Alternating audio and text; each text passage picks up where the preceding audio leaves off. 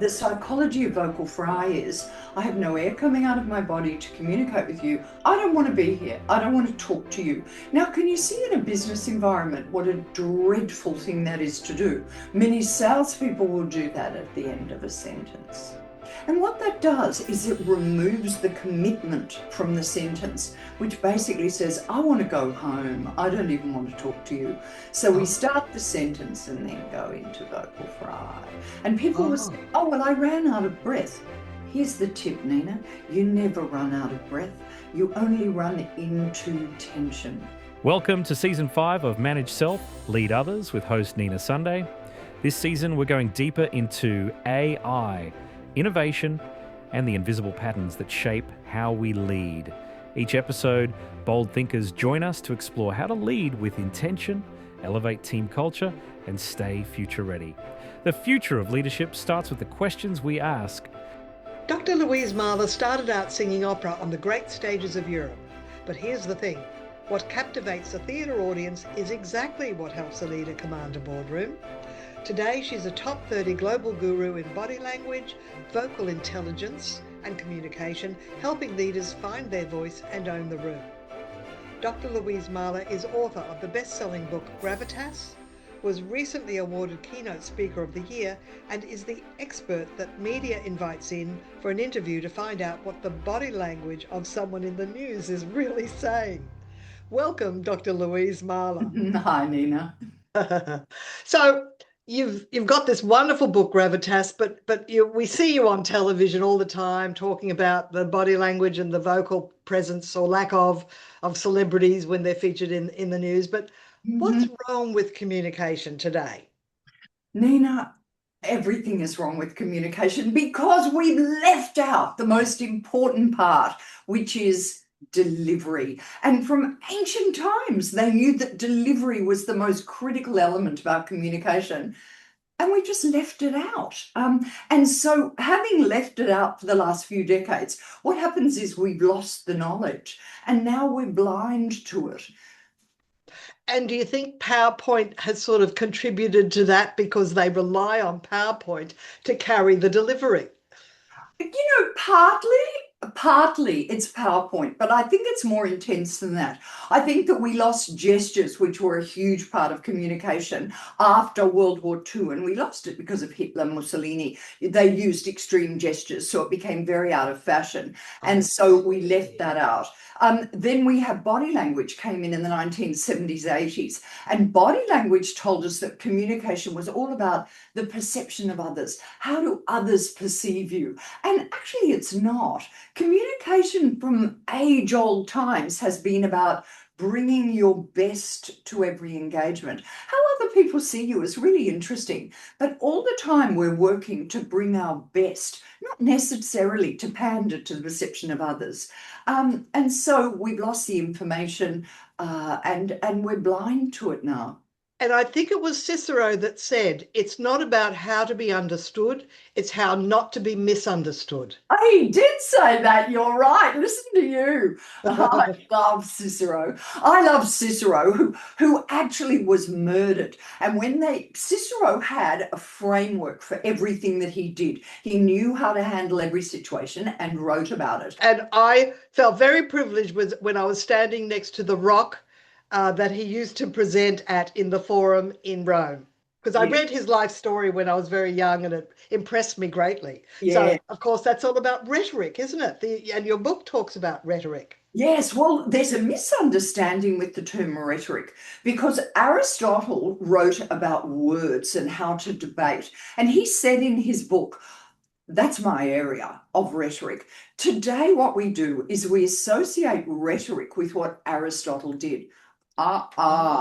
Rhetoric is far broader than that. Rhetoric is 5 canons. There are 5 canons of rhetoric. And number 2 is arrangement. That was Aristotle's area. But there are 5, the last of which is delivery, and the one they say was the most important. And rhetoric and the system of rhetoric is how we achieve gravitas, which is the manner of trust and respect. It's all about trust. Because if your client doesn't trust you, if your audience doesn't trust you, they won't take on board the information you're wanting to share. No, they won't. And I'll tell you what is fascinating with Gravitas is people think it's about seriousness, about weightiness, and it's not. It's equally weighted with humour, with levity. And in fact, Cicero was said to be the funniest man in ancient Rome. He was a great orator. He was also consul of Rome. He was also head of the army and the funniest man in Rome. Funny, funny, funny. Can we be funny? And funny is an important part of building trust. Well, sometimes when I'm presenting, I get 30 people and they just seem to hit on my humour. And I go, wow, I could actually play along a little bit more because they're getting my humour. So I think there's a bit of a two-way street there, because you've got to kind of touch on humour without telling jokes. It's not about joke telling. Yeah. It's having it in your heart, Nina. Yes. Last Friday I went to do a keynote, and it was a very serious keynote with hundreds and hundreds of CFOs. And there was a mix-up with the timing, and I was on an hour earlier than I was supposed to be on. And I always arrive an hour earlier, and they go, Louise, you're on. And it was quite a dramatic situation where they're rushing me on. So what did I do? I found it funny. So I walked on stage laughing, and, it just took off from there, Nina. We just had a great atmosphere right from the start. Yes. And we were just on fire for the whole hour. Well, that's right. It's almost like canned laughter. I mean, laughter starting early will actually continue on because you've hit their funny bone. Yeah. Well, what is laughter? Laughter is the bouncing of the diaphragm, which means that your breath is free, which means your body is free. It is a critical part of releasing people and getting their trust. Only people that trust you will laugh with you. So with Gravitas and executive presence, do some people just have it, or can it be learned? Oh, goodness me, it's always learnt, Nina. It's either learnt from parents at a young age, from school, from a mentor, from the university, from your own experience. It's learnt, whether it was learnt in an environment you didn't know you were learning it, or whether you're learning it consciously, but the same end is there, and it is all learnable.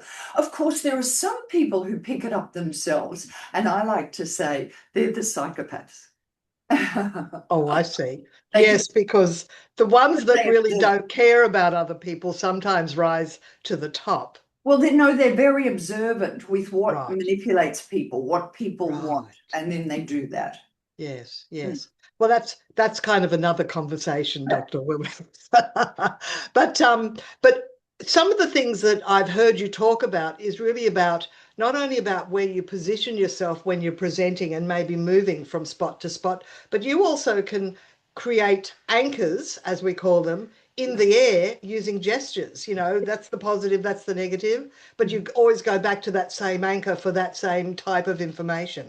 I really believe in that. And the ancients actually had a term for it. They called it architecturally designing your material.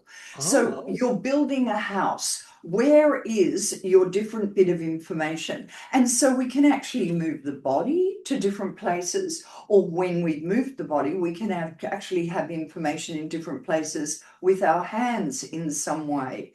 Yes. So all of it is, where is the information? Gestures and movement aren't just gestures and movement. They're obviously visual interest for the people we're speaking to. Yes. Much more than that. We have to move to be able to breathe. Standing still is a suicide attempt. Number 2 reason. Number 3 reason is that actually all of this is a memory technique, and we've lost the skills of memory. And people are standing at lecterns or reading, and they're going, I have to read because how will I remember it? Well, guess what? There are memory techniques. And when you were at that forum in Rome, you might not have realized, but they did presentations for hours and hours and hours. Right. They never had notes.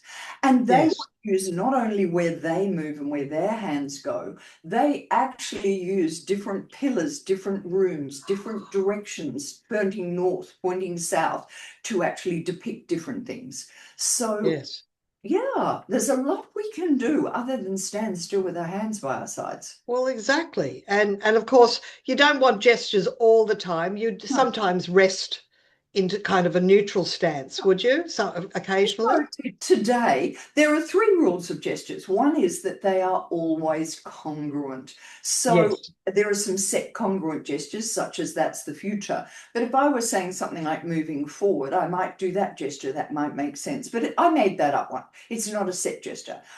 So gestures are always congruent, whether they're set or you're making them up. They make sense. Gestures are non-repeat. So a lot of people will do a gesture and repeat it. And Oh, then it becomes a mannerism. yeah, and if the rule becomes more than twice, it's meaningless and you're wasting your time. And the Yeah. other rule of gesture, the third rule, is that when you have a gesture, you hold that gesture until you have another gesture and then move the Right. gesture. What we tend to do today is snap in, snap in, snap in, snap in, snap in. And it doesn't work. And I'm just going to alert to the people who are listening to the audio version, go to YouTube, go to Manage Self Lead Others on YouTube and watch Dr. Louise's episode at this point in time where she is demonstrating gestures so beautifully. Thank you. And you talk about breathing too. You mentioned the diaphragm a moment ago, but you talk about breathing. Why does it matter so much? Nina, if the breath doesn't work, go home. You see, breathing isn't just breathing. When air comes out of our body, you vibrate the vocal folds, that's your voice. And if body is a critical communicator, voice is the second most important communicator. So having your breathing working is critical. And this means that your best friend, let's make this a mat, my diaphragm, your diaphragm actually cuts you in half. This is supposed to be loose. Yes. If my diaphragm is not loose, it's held. Now I'm putting energy into my upper body. It's going to affect my voice, but it's also going to give me the impression I'm going to start throwing my head. And this is aggression. Anything in the upper body is aggression. Oh. In my background, of course, it's my PhDs in leadership communication, and I've been doing that for decades. But I did sing opera seriously Yes, you for a did. decade. And witness the best in the world being beside them. And breathing, if you don't have breathing right, go home. And do you agree that if you are going to be standing up in front of a meeting, that maybe to just before you go in to do a few vocal warm-ups would help as well as breathing? You see, Nina, the thing is that the voice doesn't need warming up. The voice Right. is warm all the time. Oh, it's What your mouth and your lips. Well, what needs warming up is your system that supports the voice. Oh, right. So if you're singing, of course, you're doing exercises all day, 7 days a week. That's what you have to do. But for speaking that most people do, there's no need for critical warm-ups. It's just kick the diaphragm free. And the exercise I use to do that is what I call a kapalbhati, which is where we do a breath out. For the breath out, the stomach goes in. We do a breath out, kick the diaphragm free. That's all you need. Get the arms off the body. You're ready to go. Simple. It is That's simple. nice. That's It's nice. that complicated. Now, a lot of people hate public speaking or say they do because they don't have a fix for nerves and they have self-doubt. Have you got a fix for that? I do. I do. Confidence. People are all Right. saying, I want confidence. I want confidence. Well, there's a quote by Julius Caesar that says, without training, there is no knowledge. Without knowledge, there is no confidence. And another phrase that I have is, confidence is competence. So you have to build the competence. So people come to me and I'll say to them, do you have a framework for this difficult conversation that you need? And they go, oh no, I just speak off the top of my head. And then I say, are you thinking about your voice and how that works? They go, oh no, it just, it is. And then I go, have you thought about your body or where you might anchor things? No. And I think, I'd be nervous too if I had no idea what I was doing. Like, how are you going in there when you're making it up on the spot? It's ridiculous. So what they forget is Yeah. that all the great actors all spent years in acting school. They may have had a natural talent to get them in there, but because what they say is, on a good day, natural talent will arise. But on a bad day, you fall back on the craft. Yes. Do you know I've got a phrase there that people might enjoy, which is the amateur practices till they get it right. The professional practices till they can't get it wrong. Well, that mirrors Cicero. That's a really good quote. That's really good. Right. Because the other thing is, what I learned, I had a few never again experiences when I was a student and I had to do a speech. I didn't rehearse it. I didn't even prepare it. I just thought, oh, and you know what I did? Most people are I doing. defaulted to speaking at twice the speed. Oh, fabulous, fabulous. Oh, yeah, that'll work. Not. Um, but you brought up a great point about practice, which is people think the practice is just before. And Mm. I worked with a group, I remember, who once said to me, "Oh, we've spent 6 weeks rehearsing this presentation." And I'm like, who paid for that? Not necessary. It should be able to be together in the moment. You tell me there's 10,000 people across the road, Louise, you're on. I'm on. I've got it written by the time I get down in the lift. The practice happens back in life. We Yes. do it now, not just before a presentation. You Well, have you your can actually practice your presentation in a conversation with a friend over the phone you where you're not bet, even looking at any notes. you bet. You It's bet. making sure that all the information you want to share is internalized so it comes out authentically and naturally, conversationally. Would you agree? Totally. It's Mm. all got to sound like it's improvised in the moment because it Mm. somehow is improvised in the Mm. moment within a framework that you've got in your mind. And break the framework, go crazy, but at least know you've broken the framework. And if you Yes. do break the framework, there's a way where you can walk away and then come back to your framework so that again, you're guiding your mind with your movement. Always knowing to some extent what you're doing and improvising within that. Now, I featured an episode in my podcast about how metaphors win buy-in, and you commented quite positively on my LinkedIn post about that. Do Yeah. you want to talk about the use of metaphor? Nina, we underestimate the power of the unconscious mind. And metaphor, of course, is a critically important skill for hypnotism, for really communicating with the unconscious mind. So I do myself, and I recommend to others, that we do some sort of what I call a creative link, which is often a metaphor at the beginning. Of course, it's not just something isolated and out there. It must link to your message. What is your message? Now, is there a metaphor for that message that you could share?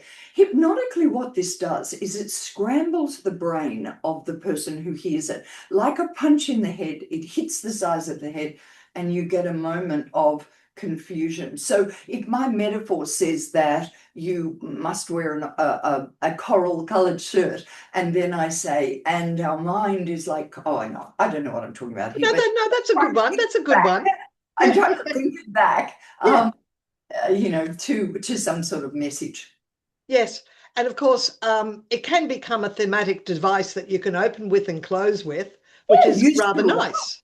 Mm. used throughout, Yeah. absolutely. And it's visual, which if you get people And thinking visually in their mind, one, it creates memory, but also it keeps them engaged. well, one of the metaphors I discovered 2,200 years ago was the autostereogram. And the autostereogram is I'm just finding a picture for you. The autostereogram is what they call a magic eye picture. And a magic eye Oh, picture I remember them. looks like an abstract, but actually when you refocus the eyes, you can see a different picture. And you Yes. can see in this particular autostereogram, you can see there is a shark behind there. There's a shark when you refocus the eyes. And that can be really useful metaphor for people who perhaps are working with change and saying everyone out there in your individual departments has a certain vision of what we're trying to achieve. But that vision is giving us an abstract picture. And what we need to do today is come together, refocus our eyes and see the real picture behind that. Yes. And, To and get what, under the surface and get under the also to get a 3D view. Yeah, Yeah. why not? And the thing is that the metaphor that is not debatable. It's actually it is. That's true. You refocus the eyes, you get a different picture. So Mm. why would I be denying that? That's not what we're going to do today when we're discussing our transformational change. Absolutely. One of the ways that we close to protect ourselves. Another way, of course, is at the throat. We might close the throat in some way, put the tongue down the throat or close the throat. And then we can stop our diaphragm and jam our diaphragm. If we do that, we don't get enough air out of our body, and then we get a vocal sound that is called vocal fry. That's called vocal fry. And Oh, that is all caused by the fact that there's no air coming out of my body. oh. All of I these can feel you holding your breath there.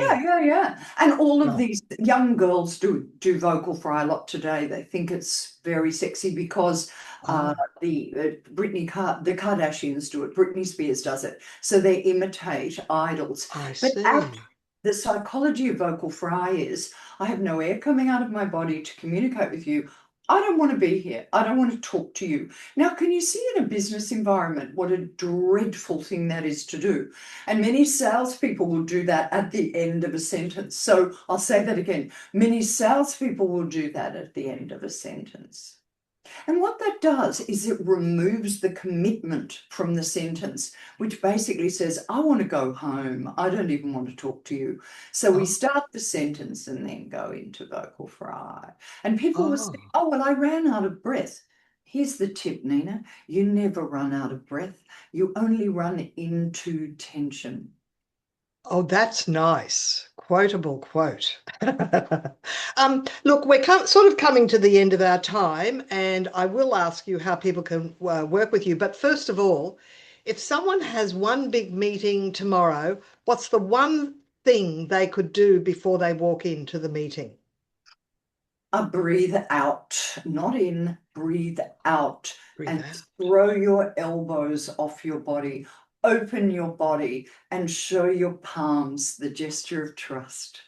That's nice. Show your palms, open palm. Well, how can people work with you? Because you work virtually with clients all around the world? I do, yes. Hmm. Sometimes at 3 in the morning, that at time when time is different. But I do coaching online, obviously, and face to face. But I also do keynotes, and I do those online or face to face. That's our world today, isn't it? Yes. And I work with exec teams and groups as well to work on the work that they know and build the skills to analyze what they're doing, build the new skills, and then practice until we get it right. And do you have a closing thought that you'd like to give everyone that's listening? Delivery.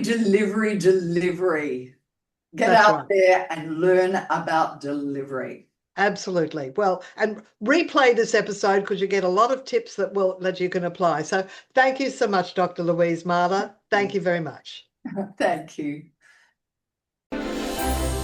This episode, we were speaking with Dr. Louise Mahler, author of the best-selling book Gravitas. We had a delightful conversation about delivering with confidence, gestures that convey trust and respect, which is what Gravitas is about.